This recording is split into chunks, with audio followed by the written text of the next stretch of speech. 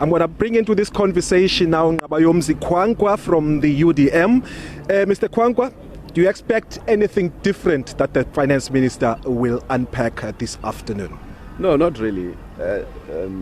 Bulelani will recall that in the last budget that we passed in June, I raised the fact that government keeps on talking about a medium-term development plan, which has not been tabled yet, which is work in progress. Now, the question which I asked even then is, on what then do we base the medium-term strategic framework if there's no development plan on the side?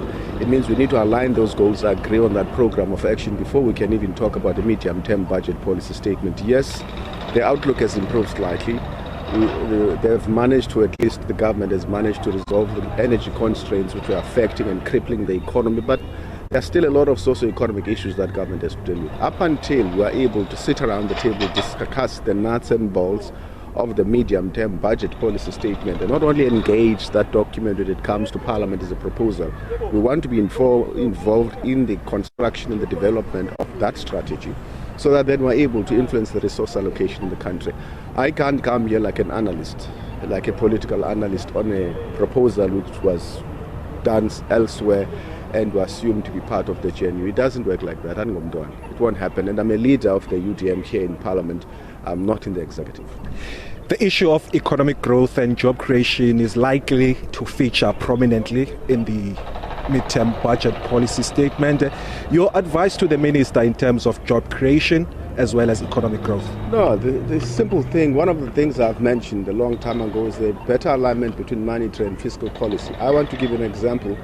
If we were prevail on the central bank to lower the interest rates, especially at this point in time where the inflation outlook looks much better than it was in the past, you'd actually be able to have money by saving on debt service costs, which are part and parcel of the interest rates that they raise on a daily basis. But also reigniting growth. You can't do what they were doing in the past, the government was doing in the past, where they would make baseline adjustments or reductions, take money from other expenditure lines in order to fund bailouts of state-owned entities or to fund other projects. And when those funds are allocated or channeled to those entities or departments, then they're not even used properly. So it means whatever resources are available on the system, they have to be used efficiently. Infrastructure-led growth is one of the strategies because all infrastructure is collapsing in the country.